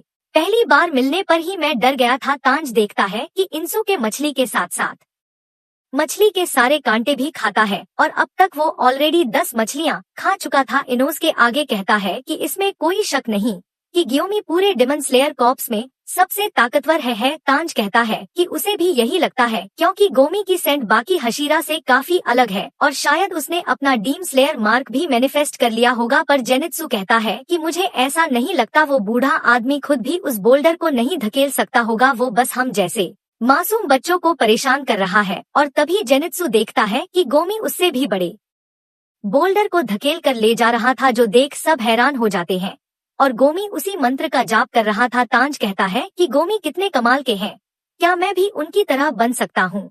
यह सुन जेनित्सु भड़क जाता है और तंजीर को मारते हुए कहता है कि तुम पागल हो क्या? अपना और उसका साइज देखा है? वो आदमी एक भालू के जितना बड़ा है, तुम उसके सामने बोने हो, तुम कभी उतने स्ट्रांग नहीं बन सकते। खाना खत्म करके इनोसुके कहता है कि वो जल्द ही ट्रेनिंग कंप्लीट कर लेगा। उसे भी इतना पॉजिटिव देख जेनित्सु का दिमाग और खराब हो जाता है। इसके बाद तंजीरो और जेनित्सु दोनों ही झरने के नीचे खड़े होते हैं और कुछ ही देर में जेनित्सु पानी में डूबकर बहने लगता है और तंजीरो जल्दी से उसे बचाता है। वो दोनों फिर से झरने के नीचे खड़े होकर पहली ट्रेनिंग कंप्लीट कर लेते हैं।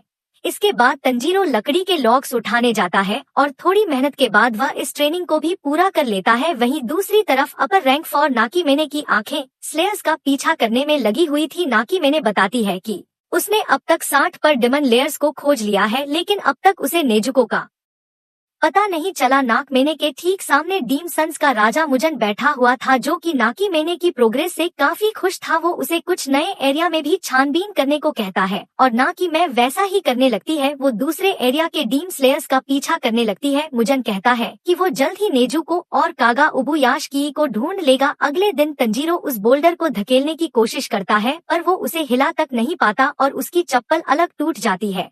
तंजीरो फिर देखता है कि 3 स्लेयर यहाँ से जा रहे थे। वो बताते हैं कि यह ट्रेनिंग उनके लिए कुछ ज्यादा ही हार्ड है, इसीलिए वो इसे बीच में ही छोड़कर जा रहे हैं, लेकिन वो तांज को बैकअप सपोर्ट जरूर देंगे। यह सुन तांज उनका शुक्रिया करता है, क्योंकि अगर यह लोग तंजीरो को पीछे से सपोर्ट करेंगे तो वह अपना सारा ध्यान डीम से लड़ने में लगा सकता है। मुजन की गर्दन काटने के लिए पूरी डीम स्लेयर कॉर्प्स को साथ मिलकर लड़ना होगा। तंजीरो इसके बाद फिर से बोल्डर को धकेलने में लग जाता है। लंच में तंजीरो सबके लिए ओनीगिरी बनाता है, जो कि बाकी स्लेयर्स को बहुत पसंद आती है। मुरादा कहता है कि यह ट्रेनिंग करने से उसे समझ आ गया है कि हशीरा के पास कोई साइड किक क्यों नहीं है जो कि हशीरा के बाद उनकी जगह ले सके। हशीरा की ट्रेनिंग ही इतनी हार्ड होती है कि कोई उनके पास नहीं टिक पाता। जैसे जेनित्सु को ही देख लो, ट्रेनिंग की वजह से बेचारे की हालत खराब हो गई है। हशीरा सच में कमाल के होते हैं और उनकी ट्रेनिंग अलग ही लेवल की होती है। इसके बाद सभी तंजीरो के खाने की तारीफ करने लगते हैं,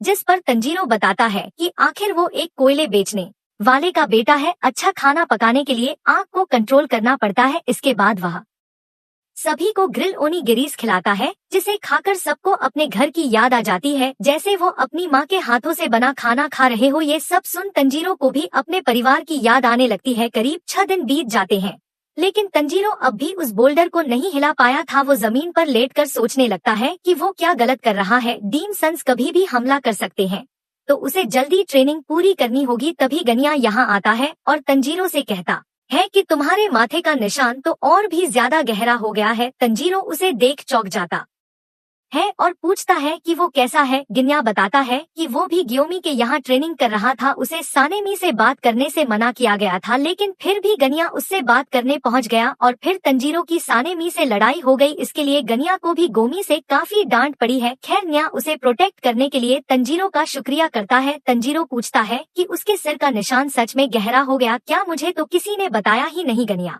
बोलता है कि जिन बुद्धू के साथ तुम रहते हो वो इस चीज को कहाँ से नोटिस करेंगे, मैं तुम्हें बाद में अपना आईना दे दूंगा, उसमें देख लेना। जन्य आगे बताता है कि वह भी बोल्डर वाली ट्रेनिंग ही कर रहा है और वो इसे थोड़ा हिलाने में कामयाब भी हो गया है। यह सुनकर तान चौंक जाता है। गनिया फिर तंजीरो से पूछता है कि वो रिपीटेटिव एक्शन वाली टेक्निक कर रहा है या नहीं, पर तंजीरो को इस बारे में कुछ नहीं पता था। न्या कहता है कि गोमी इतना अच्छा टीचर नहीं है तुम्हें उसे ध्यान से देखकर ही सब कुछ सीखना पड़ता है। न्या बताता है कि हाई कंसंट्रेशन पर पहुंचने के लिए इन्हें कुछ एक्शंस को बार बार रिपीट करना पड़ता है, जैसे जैन्या हमेशा नेमुस मंत्र पढ़ता है। तंजीरो हंसते हुए कहता है कि गोमी भी हमेशा नामू नामू करते रहते हैं। वहीं गोमी पेड़ के पीछे छुपकर इन्हें देख रहा था। न्या अब यहाँ से चला जाता है और तंजीरो फिर से बोल्डर धकेलने की कोशिश करता है। रिपीटेटिव एक्शन करने से शरीर के सारे सेंसेस खुल जाते हैं।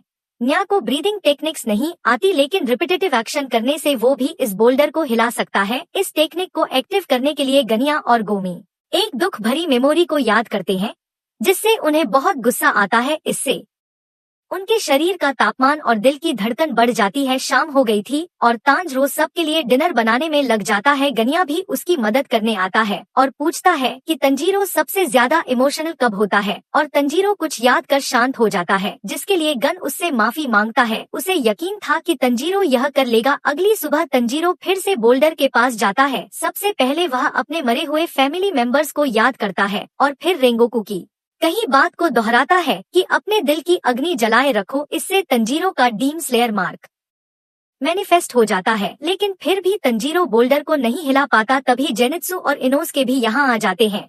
असल में तंजीरो 1 घंटे पहले ही ट्रेनिंग करने आ गया था। तान जब फिर से उसी प्रोसेस को बार बार दोहराता है, जिससे उसके शरीर में बहुत ताकत आ जाती है और डीम स्लेयर मार्क भी प्रकट हो जाता है। इसके बाद तंजीरो धीरे धीरे उस बोल्डर को धकेलने लगता है, जो देख इनोसुके और जेनित्सु हैरान थे। तंजीरो अब आगे बढ़ता ही रहता है और अपने हिप्स और पैरों के मसल्स का भी इस्तेमाल करता है। अब तांज को देखकर इनोसुके को भी जोश आ जाता है और वो अपने मन में बार बार टेम्पुरा के बारे में सोचता है, जिससे वो भी उस बोल्डर को धकेलने में कामयाब हो जाता है। यह देख जेनित्सु को बहुत गुस्सा आता है क्योंकि अब सिर्फ वही बाकी रह गया था। तभी जेनित्सु के पास उसकी कासु गई बर्ड चुनता आती है जो कि रो रही थी और उसके पास एक लेटर था। जेनित्सु शुरू में तो उस पर ध्यान नहीं देता है, लेकिन चुनता जब उसे चोंच मारती है तब जेनित्सु को वो लेटर दिखाई देता है। वहीं दूसरी तरफ मोजन सोच रहा था कि अब मुझे क्या करना चाहिए। तुम दिख कैसे हो बुई आशिकी और तुम हमारा प्लान क्या है? इधर तंजीरो उस बोल्डर को करीब 100 मीटर तक धकेलकर अपनी ट्रेनिंग कंप्लीट कर लेता है। तंजीरो बुरी तरह से थक गया था, वो वहीं पर लेट जाता है और उसे बहुत प्यास भी लगी थी। वो पूरी तरह से डिहाइड्रेट हो गया था क्योंकि उसका ढेर सारा पसीना बह गया था। तांज को लगता है कि वो यहीं मर जाएगा, तो वो आखिरी बार अपने दोस्तों को याद करने लगता है और उनसे मदद मांगता है। अचानक ही ग्योमी यहाँ आ जाता है और तांज के मुंह पर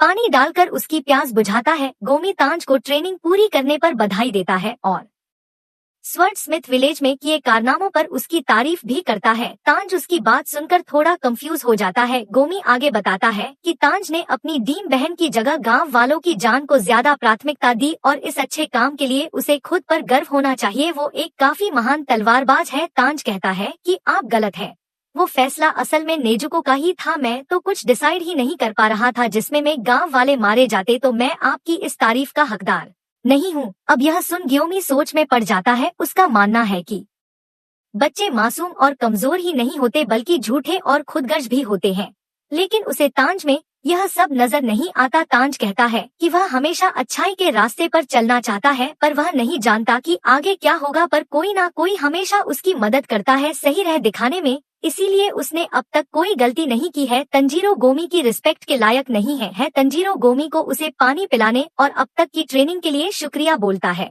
ग्योमी कहता है कि अब उसे कोई डाउट नहीं है, चाहे कोई उसके बारे में कुछ भी कहे, लेकिन वो तंजीरो की रिस्पेक्ट करता है। तंजीरो को समझ नहीं आता कि इसका मतलब क्या है और गोमी उसे पास्ट की कहानी सुनाने लगता है। गोमी पहले एक मंदिर में अनाथ बच्चों को पाला करता था, वो उनके लिए मांग कर खाना लाता था। अब इनमें से एक बच्ची सायो अपनी फिश ग्योमी को देने लगती है क्योंकि कम खाने की वजह से वह बहुत पतला हो गया था। गोमी सायो से कहता है कि वो अपनी ट्रेनिंग की वजह से भूख सहन कर सकता है, तो यह फिश सायो को ही खानी चाहिए। सभी बच्चे फिर खाना शुरू कर देते हैं। भले ही इनमें खून का रिश्ता नहीं था, पर ये सभी आपस में एक परिवार की तरह रहते थे और एक दूसरे की मदद करते थे। गोमी हमेशा ऐसे ही अपनी जिंदगी जीना चाहता था, लेकिन एक रात एक बच्चे ने नियम तोड़ दिया और रात होने तक भी टेम्पल में वापस नहीं आया। फिर उसका सामना एक डीम से हो गया। अपनी जान बचाने के लिए उस बच्चे ने डीम से कहा कि टेम्पल में ग्योमी और 8 बच्चे हैं, उन्हें खा लो। डीम से सुरक्षा के लिए गोमी हर रात विरिया फूल से बनी अगरबत्ती जलाकर बाहर रखता था, लेकिन उस बच्चे ने सारी अगरबत्तियां बुझा दी और उस डीम को टेम्पल के अंदर आने का न्यौता दिया। टेम्पल में एंटर करते ही वो डीम 4 बच्चों को मार देता है। आवाज सुनकर ग्योमी की नींद खुलती है और वह बाकी 4 बच्चों को बचाने की कोशिश करता है, पर उनमें से 3 बच्चे ग्योमी की बात नहीं सुनते हैं और वहां से भागने की कोशिश करते हैं और वो भी डीम के हाथों मारे जाते हैं। उस टाइम खाने की कमी से गोमी बहुत दुबला पतला हुआ करता था, उसकी आवाज भी बहुत कमजोर थी और आखिरकार वो एक अंधा भी था, तो बच्चों को लगा ही नहीं कि गोमी उनकी सुरक्षा कर पाएगा। और तंजीर को अब जाकर पता चलता है कि ग्योमी अंधा है। सिर्फ एक बच्ची थी जिसने ग्योमी की बात सुनी थी, सायो अकेली ग्योमी के पीछे छुपी रही। अब गोमी सायो को किसी भी कीमत पर बचाना चाहता था। उसने डीम से लड़ने का फैसला किया। उसने डीम के दोनों हाथ पकड़कर उन्हें उखाड़ दिया और फिर वो डीम के मुंह पर ढेर सारे मुक्के मारने लगता है। गोमी को मारपीट से नफरत है। यह पहली बार था जब गोमी ने अपनी पूरी ताकत से किसी को मुक्का मारा था और अपनी ताकत देखकर तो खुद गोमी भी डर गया था। अगर उस दिन डीम का अटैक नहीं होता तो गोमी को भी कभी पता ही नहीं चलता कि वो कितना ज्यादा स्ट्रांग है। गोमी सुबह होने तक उस डीम के सिर को मारता ही रहा। इस लड़ाई में गोमी भी बहुत घायल हो गया था। उसने सायो को बचाने के लिए अपनी जान जोखिम में डाल दी थी, लेकिन जब लोग यहाँ मदद के लिए पहुँचे तब पता है सायो ने गोमी के बारे में क्या कहा था वो आदमी एक मॉन्स्टर है, उसने सभी को मार दिया। यह सुन तांज भी चौंक जाता है। गोमी कहता है कि रात में जो हुआ उसे देख सायो डर गई होगी और वह सिर्फ 4 साल की थी, तो उससे गलती हो गई। बच्चे ऐसे ही होते हैं। गोमी चाहता था कि सायो उसका शुक्रिया करे। पर वो जान गया कि बच्चों को सिर्फ अपनी ही चिंता होती है। सुबह होते ही उस डीम की लाश राख बनकर उड़ गई थी। वहाँ सिर्फ गोमी और बच्चों की लाशें थी। तो गोमी पर उनके मर्डर का इल्जाम लगाया गया और उसे फांसी की सजा सुनाई गई थी। अगर मास्टर कागा उसे बचाने नहीं आते तो गोमी मर चुका होता। उस दिन के बाद से गोमी किसी पर भरोसा नहीं करता है और उसने तंजीर पर भी शक किया था। इंसान का असली चेहरा भयानक परिस्थिति में ही सामने आता है, पर तंजीरो ना तो मैदान छोड़कर भागा और ना ही उसने झूठ बोला। वो ईमानदार है। बहुत कम लोग होते हैं जो इस तरह की क्वालिटी हर परिस्थिति में मेंटेन कर पाते हैं। मैंने कई लोगों को अपने दिल की आंखों से देखा है, तो मैं यह कह सकता हूँ कि तांज तुम एक स्पेशल चाइल्ड हो और मैं तुम्हारी माँ मदद करूंगा कि तुम सही राह पर चलो और कभी अपना रास्ता ना भटको। यह सब सुनकर तांज की आंखों से भी आंसू आ जाते हैं।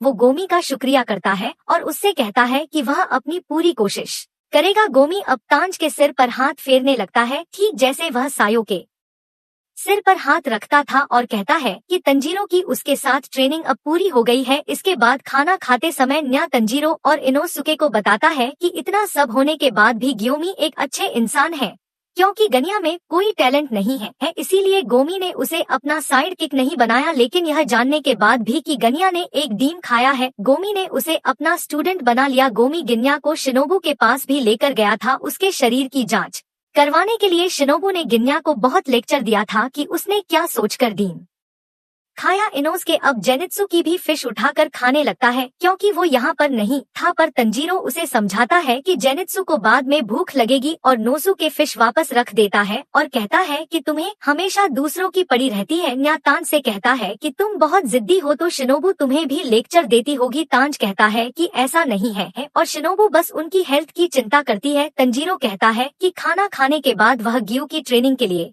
उसके पास जाने वाला है। वह जैन्या को भी साथ चलने को बोलता है, पर गनिया कहता है कि वह चाहकर भी नहीं चल सकता, क्योंकि उसने अब तक बोल्डर को 109 मीटर यानी 1 चो तक नहीं धकेला है, क्योंकि वो ब्रीदिंग टेक्निक यूज नहीं कर सकता। अब इस बात पर इन्हो के गनिया का मजाक उड़ाने लगता है और दोनों में लड़ाई हो जाती है। इनोसुके को रोकने के लिए तंजीरो उसके ऊपर बैठ जाता है। तंजीरो कहता है कि जाने से पहले वो न्या से उसके भाई विन हाशिर सानेमी के बारे में कुछ बात करना चाहता है। तंजीरो इसके बाद जेनित्सु से मिलने जाता है और उससे पूछता है कि उसने अपना बोल्डर धकेला या नहीं, जिस पर जेनित्सु काफी शांत स्वभाव में मना करता है। तांज कहता है कि वो अगली ट्रेनिंग के लिए ग्यू के पास जा रहा है, लेकिन उसे जेनित्सु की चिंता हो रही है, क्योंकि कुछ टाइम से जेनित्सु काफी शांत है। जेनित्सु उसे जाने के लिए गुड लक बोलता है और कहता है कि मुझे पता चल गया है कि मुझे क्या करना होगा। तांज को अब जेनित्सु की चिंता होती है और वो पूछता है कि क्या वो उसकी कोई मदद कर सकता है, पर जेनित्सु कहता है कि तांज तुम बस अपना काम करो। आखिर में जेनित्सु कहता है कि तुम एक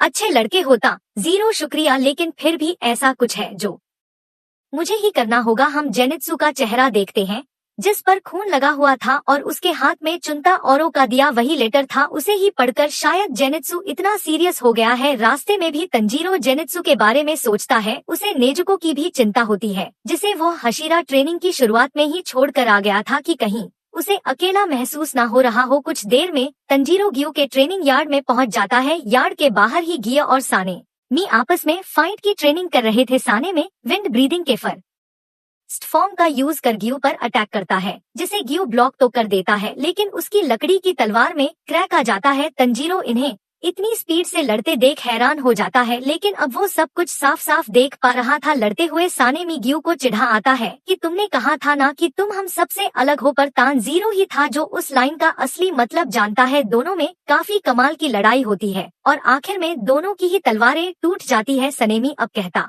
है कि चलो हाथों से ही लड़ाई करते हैं, पर तंजीरो उनके बीच में आकर उन्हें लड़ने से मना करता है। सानेमी जो कि तंजीरो पर अब भी गुस्सा था, वो तंजीरो को याद दिलाता है कि उसे सानेमी से दूर रहने के ऑर्डर्स मिले हैं, तो मेरे सामने आने की तुम्हारी हिम्मत कैसे हुई। तांज पूछता है कि तुम दोनों ओहागी मिठाई के लिए लड़ रहे हो, क्या मैं तुम्हारे लिए बना दूंगा। सनेमी गुस्से में पूछता है कि तुम मजाक कर रहे हो ना, पर तांज कहता है कि बिल्कुल नहीं, तुम्हें मिठाई बहुत पसंद है ना। जब तांज सानेमी के यहाँ ट्रेनिंग कर रहा था तब उसे बार बार मिठाई की खुशबू आती थी, तो इस तरह से उसे पता चला अब ग्यू भी सानेमी से पूछता है कि तुम्हें ओहागी मिठाई पसंद है। तंजीरो बीच में ही बोलने लगता है कि अरे मिठाई तो बहुत स्वादिष्ट होती है, मुझे भी मेरी दादी के हाथ की ओहागी बहुत पसंद थी। अब नीमी गुस्से में तांज को मुक्का मारकर हवा में उड़ा देता है। तांज को जब होश आता है तो गिया उसके पास बैठा था। वो तांज को बताता है कि सानेमी गुस्से में यहाँ से चला गया। तांज पूछता है कि वो दोनों लड़ क्यों रहे थे, जिस पर ग्यू बताता है कि वो लड़ नहीं रहे थे बल्कि बस ट्रेनिंग कर रहे थे। यह भी हशीरा ट्रेनिंग का एक हिस्सा है, इसीलिए इनके पास लकड़ी की तलवारें थी। तंजीरो अब इनकी ट्रेनिंग में दखल देने के लिए माफी मांगता है। ग्यू कहता है कि कोई बात नहीं, सनेमी हमेशा गुस्से में रहता है। तो ग्यू उसके सामने कुछ बोल नहीं पाता, पर उसे अब सानेमी का फेवरेट फूड पता चल गया है। अब ग्यू अपनी पॉकेट में ओहागी रखा करेगा और सानेमी को देकर उससे दोस्ती कर लेगा, जो कि तंजीरो को भी अच्छा आइडिया लगता है। इस तरह उन सब में दोस्ती हो जाएगी। इधर सानेमी अकेले घर जा रहा था और वो अब गुस्सा था कि तांज ने उसकी ट्रेनिंग बिगाड़ दी। आज ट्रेनिंग करने के लिए मुइचिरो और वो बनाई भी नहीं थे। सानेमी सोचता है कि वो तांज सच में इतना बुद्धू है या दिखावा करता है। तभी नेमी को झाड़ियों में किसी चीज की आवाज आती है और वो अपने हाथ से उस चीज को पकड़ लेता है। वो देखता है कि उसके हाथ में एक डीम की आंख थी, जिसे देख सानेमी कंफ्यूज हो जाता है और डीम की आंख राख बनकर उड़ जाती है। और अब सानेमी को समझ आता है कि डीम सन्स उनके यहाँ घुसपैठ कर चुके हैं। इसके बाद हम उबुयाशी की मेंशन को देखते हैं, जिसमें मास्टर कागा और उनकी वाइफ थी। अचानक ही मेंशन का दरवाजा खुलता है और हम किसी की परछाई को देखते हैं जो कि अंदर आ रहा था। यह शख्स कोई और नहीं बल्कि डीम सन्स का राजा मुजन की बुत सुजीत था। मुजन धीरे धीरे अपने कदम मास्टर का गाया की तरफ बढ़ा रहा था। मुजन कागा के ठीक सामने जाकर खड़ा होता है। कागा, जिसकी आंखों पर पट्टी बंधी हुई थी, वह गर्दन घुमाकर अपने इस बिन बुलाए मेहमान की तरफ देखता है और कहता है कि आखिर तुम आ गए, यह हमारी पहली मुलाकात है ना। मुजन की बुत सुजी मुजन कहता है कि तुम्हारी हालत तो बहुत बुरी हो गई है। कागा अपनी पत्नी अमाने से पूछता है कि मुजन दिखने में कैसा लगता है। अमाने बताती है कि यह डीम बिल्कुल एक आदमी की तरह दिखता है, जिसकी उम्र 25 साल के आसपास होगी, लेकिन इसकी आंखें गुलाबी कलर की हैं और उसकी पुतलियां बिल्ली की आंखों जैसी है। कागा कहता है कि मुझे पता था तुम जरूर आओगे, क्योंकि उबयाशी की फैमिली पर तुम जरूर बहुत गुस्सा होंगे, इसीलिए कागा जानता था कि मुजन पर्सनली उसे मारने आएगा। मुजन कहता है कि तुमने सही कहा, हजारों सालों से उबुयाशी की फैमिली मेरे कामों में टांग अड़ा आई है, लेकिन कितनी शर्म की बात है कि तुम पहले ही मौत के बिस्तर पर लेटे हो। यह देख मैं काफी निराश हुआ कि उबु याशी की फैमिली का हेड इस हालत में पड़ा है। कागा कहता है कि तुम सही हो, करीब 6 महीने पहले कागा के डॉक्टर ने उसे कहा था कि वह 2-4 दिन में ही मर जाएगा, लेकिन कागा अब तक भी जिंदा है, क्योंकि मुजन के लिए उसके दिल में जो गुस्सा है वो उसे मरने नहीं दे रहा। मुजन कहता है कि तुम्हारे सारे सपने धरे के धरे रह जाएंगे, क्योंकि अब मैं तुम्हें मारने वाला हूँ। कागा इसके बाद रिवील करता है कि असल में वो और मुजन एक ही ब्लड लाइन यानी एक ही वंश के हिस्से हैं, क्योंकि मुजन हजारों साल पहले पैदा हुआ था, तो शायद यह बात उसे पता नहीं होगी। यह बात जानने के बाद भी मुजन को कोई फर्क नहीं पड़ता और वह कागा से पूछता है कि तुम मुझे यह सब क्यों बता रहे हो। कागा इसका जवाब देते हुए कहता है कि मुजन जैसे डीम को जन्म देने की वजह से उबुयाशी की फैमिली पर कर्ज लग गया था। इस परिवार में जन्मा हर बच्चा कमजोर होता था और छोटी उम्र में ही मर जाया करता था। उबुयाश की फैमिली का वंश खत्म होने ही वाला था। तब एक प्रीस्ट इनके पास आया और उसने बताया कि इस फैमिली ने एक डीम को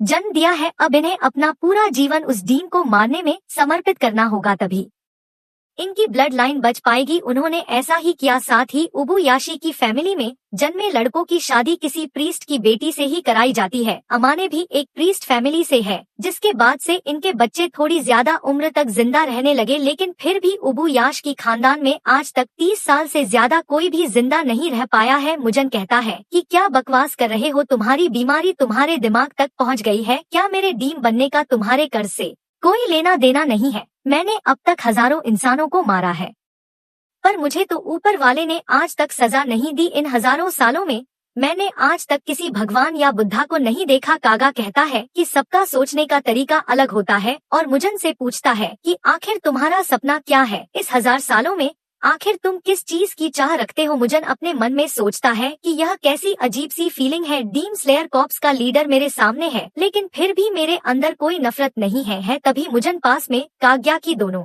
लड़कियों को देखता है, जो कि आपस में एक गेंद से खेल रही थी और कोई पोयम गा रही थी, शायद वह दोनों मुजन को नहीं देख सकती। मुजन को यहाँ पर अजीब तरह की राहत महसूस हो रही थी, उसे एक अपनापन भी महसूस हो रहा था। मुजन जानता था कि इस पूरे मेंशन में सिर्फ 4 लोग हैं, कागा, उसकी वाइफ और उनकी 2 बेटियां। यहाँ पर एक गार्ड तक नहीं था। मुजन जब कोई जवाब नहीं देता तो कागा खुद ही बोलता है, मुझे पता है तुम हमेशा जिंदा रहना चाहते हो, तुम अमर मर होने के सपने देखते हो। मुजन उसकी बात से सहमत होता है और कहता है कि नेजुको के मिलते ही मैं अपने इस सपने को पूरा कर लूंगा। कागा कहता है कि तुम्हारा सपना कभी सच नहीं होगा। मुजन जिस पर मुजन बोलता है कि लगता है तुमने नेजुको को काफी अच्छे से छुपा रखा है, लेकिन मुजन के पास उसे ढूंढने के लिए दुनिया भर का समय है। कागा कहता है कि तुम गलत हो, अगर इस दुनिया में कुछ अमर है तो वो है इंसानों की भावना, वो हमेशा जिंदा रहती है। मुजन को यह बात फालतू लगती है। कागा आगे कहता है कि हजारों सालों से डीम स्लेयर कॉर्प्स बंद नहीं हुआ, ना जाने कितने स्लेयर्स की जान चली गई, लेकिन डीम स्लेयर कॉर्प्स अब भी है। यही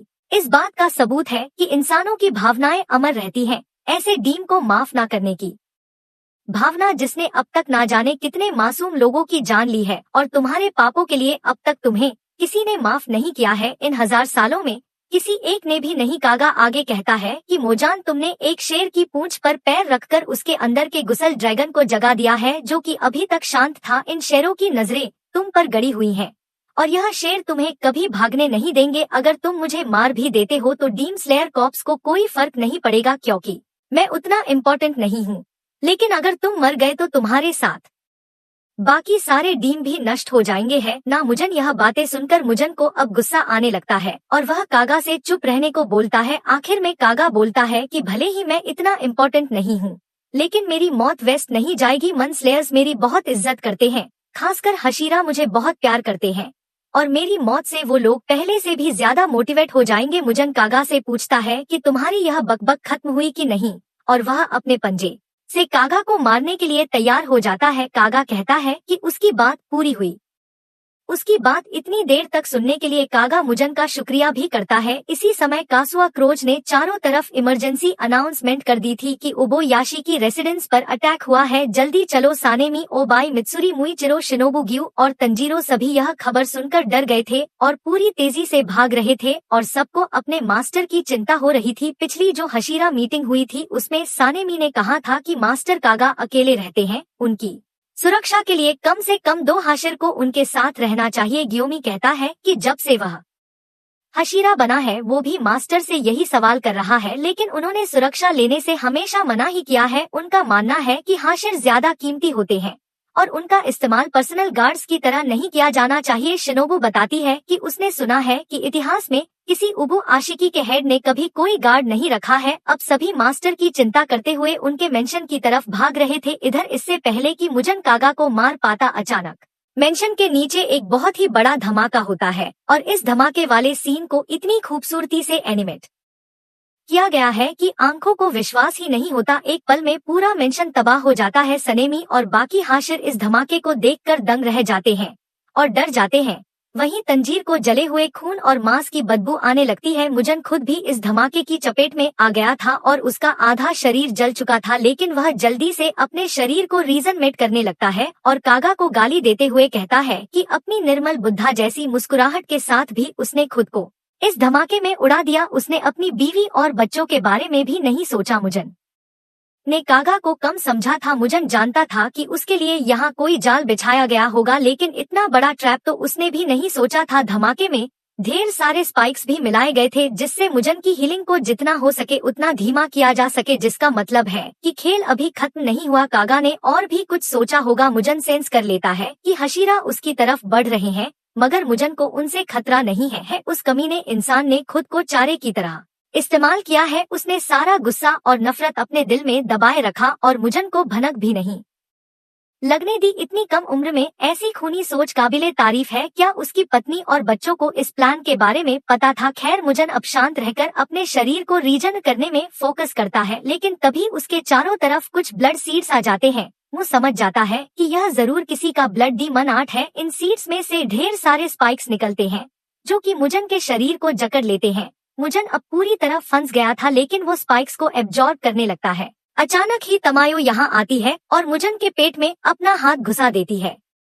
मुजन को समझ नहीं आता कि तमायो कहाँ से आ गई। तमायो बताती है कि यह ब्लड सीड्स उस इंसान का ब्लड डीम आर्ट है जिसे मुजन ने ऐसा कुसा में डीम में बदला था और तमायो ने खुद को योशी के तालिस्मन से गायब किया हुआ था। मुजन सोचता है कि यह औरत आखिर यहाँ आई क्यों है। मुजन अब तमायो का हाथ भी एब्जॉर्ब कर लेता है और तमायो बताती है कि उसने अपनी मुट्ठी में एक दवाई रखी हुई थी जो कि डीम सन्स को वापस इंसान बना देती है। मुजन कहता है कि ऐसी कोई भी दवाई नहीं होती है, जिस पर तमायो कहती है कि किसी से मदद लेकर उसने यह दवाई हाल ही में बनाई है। मुजन अब तमायो का सिर पकड़ लेता है और कहता है कि उसे मुजन से नफरत करने का कोई हक नहीं है। तुमने खुद ही अपने पति और बच्चों को मार कर खाया था, मैंने तो बस तुम्हारी मदद के लिए तुम्हें डीम में बदला था। तमायो रोते हुए कहती है कि अगर उसे पता होता तो वह कभी डीम नहीं बनती, वो तो बस अपनी बीमारी से बचना चाहती थी ताकि अपने बच्चों को बड़ा होते देख सके, लेकिन मुजन के उसे डीम बनाते ही उसने अपनी फैमिली को मार दिया।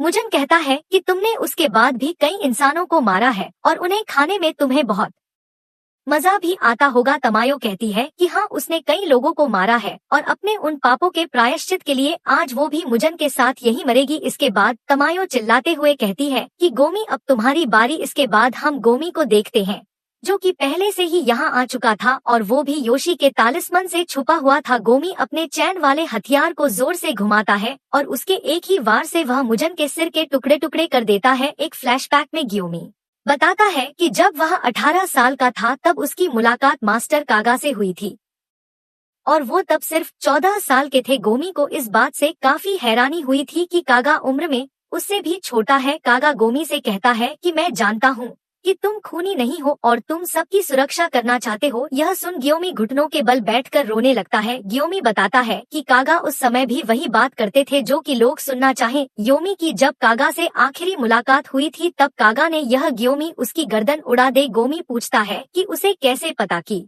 मुजन आएगा, जिस पर कागा कहते हैं कि यह तो बस उसकी इंस्टिंक्ट है। यह रिवील होता है कि उबुयाशी की फैमिली के पास कमाल की इंस्टिंक्ट होती है जिसे फोरसाइट भी कहा जाता है, यानी कि उनके पास फ्यूचर देखने की एबिलिटी होती है। उसी के इस्तेमाल से उबुयाशी की फैमिली इतनी अमीर है और वह कई बार भारी संकट से भी बचे हैं। कागा जानता था कि बाकी हाशिर कभी भी उसे चारे की तरह इस्तेमाल करने को राजी नहीं होंगे, इसीलिए वो अपने सबसे पुराने हाशिर गोमी को यह जिम्मेदारी सौंप है। गोमी कहता है कि वही होगा जो मास्टर की आज्ञा होगी। कागा अब गोमी का शुक्रिया करता है और उम्मीद करता है कि अब उसके कोई भी बच्चे यानी कि स्लेयर्स ना मारे जाएं। कहानी प्रेजेंट में आती है जहां गोमी मुजन का सिर उड़ाने में कामयाब हो गया था, लेकिन ठीक जैसा कागा को लगा था कि सिर कटने से भी मुजन की मौत नहीं होती और वो वापस अपना सिर रीजन कर लेता है। कागा ने बताया था कि अगर सिर कटने से भी मुजन नहीं मरा तो सिर्फ सूरज की रोशनी ही उसे खत्म कर सकती है, तो गोमी को उसके साथ सनराइज होने तक बैटल करना होगा। लेकिन मुजन की रीजनरेशन पावर बहुत ज्यादा तेज थी। धमाके और तमायो के अटैक के बाद भी मुजन बहुत ताकतवर है, लेकिन गोमी खुद से प्रॉमिस करता है कि वो सुबह होने तक इस राक्षस को यहीं बांध के रखेंगे। मुजन अब अपने ब्लड डीम 8 ब्लैक ब्लड ब्रैम्बल्स का इस्तेमाल करता है और ग्योमी पर अटैक करता है, लेकिन ग्योमी स्टोन ब्रीदिंग के थर्ड फॉर्म से उस अटैक को फेल कर देता है। तभी सानेमी यहाँ पहुँच जाता है और गुस्से में मुजन से पूछता है कि उसने मास्टर का क्या किया। इसके बाद बाकी हशीरा भी यहाँ पहुँच जाते हैं और मास्टर के बारे में पूछने लगते हैं। मुजन को अब चारों तरफ से हाश आज ने घेर लिया था, ठीक जैसा कागा का प्लान था। गोमी अब चिल्लाकर सबको बताता है कि यह डीम ही मुजन किबुत्सुजी है और सिर कटने पर भी उसकी मौत नहीं होती, जो सुनकर सभी हशीरा चौंक जाते हैं क्योंकि उन्होंने कभी मुजन को नहीं देखा था। तांज ही था जो पहले भी मुजन से मिल चुका है। अब सभी हाश राज अपने ब्रीदिंग फॉर्म का इस्तेमाल करते हुए मुजन पर अटैक करने उसकी तरफ बढ़ने लगते हैं। तंजीरो भी हिनोकामी कागुरा का इस्तेमाल करता है, लेकिन जैसे ही ये सब मुजन के करीब जाते हैं मुजन मुस्कुराने लगता है। अचानक ही सभी हशीरा के पैरों तले जमीन खिसक जाती है और वहाँ बड़े से दरवाजे आ जाते हैं जिनके अंदर गिरने से ये सभी इंफिनिटी कैसल में पहुँच जाते हैं। सिर्फ हशीरा ही नहीं बल्कि न्या जो कि अपनी शूटिंग प्रैक्टिस कर रहा था, किनोसुके जो कि खाना खा रहा था और बाकी सभी डीम स्लेयर्स भी इंफिनिटी कैसल के अंदर जा गिरते हैं। कासुगई क्रोज उड़ते हुए देखते हैं कि यह जगह खत्म ही नहीं हो रही थी। इनोसके तो यहाँ आकर खुश हो जाता है और लड़ने को तैयार भी हो जाता है। बाकी सब डरे हुए थे, अगर कोई डरा हुआ नहीं था तो वो था जेनित्सु जो कि चेहरे से बहुत सीरियस लग रहा था। बाकी सभी हाश आज अलग अलग जगह पर जाकर गिर रहे थे। मुजन तान से कहता है कि तुम्हें सच में लगा कि तुम मुझे पकड़ सकते हो, तुम सब नर्क में आ गए हो, आज की रात एक भी डीम स्लेयर जिंदा नहीं बचेगा। तांज चिल्लाते हुए कहता है कि अगर कोई नर्क में जाएगा तो वह तुम हो मुजन, मैं तुम्हें छोड़ूंगा नहीं। मुजन भी उससे कहता है कि हिम्मत है तो मार के दिखाओ कमा दो तंजीरों। और सीजन का आखिरी एपिसोड यहीं पर खत्म हो जाता है। तो दोस्तों, आपको यह हशीरा ट्रेनिंग आर्क कैसा लगा कमेंट करके जरूर बताइए। वीडियो पसंद आया हो तो इसे लाइक और शेयर कीजिए, और अगर आप हमारे चैनल पर नए हैं तो हमारे चैनल को सब्सक्राइब करके बेल आइकन जरूर दबाइए। बाकी मैं मिलता हूँ आपसे बहुत ही जल्द अगले किसी नए वीडियो के साथ। शुक्रिया।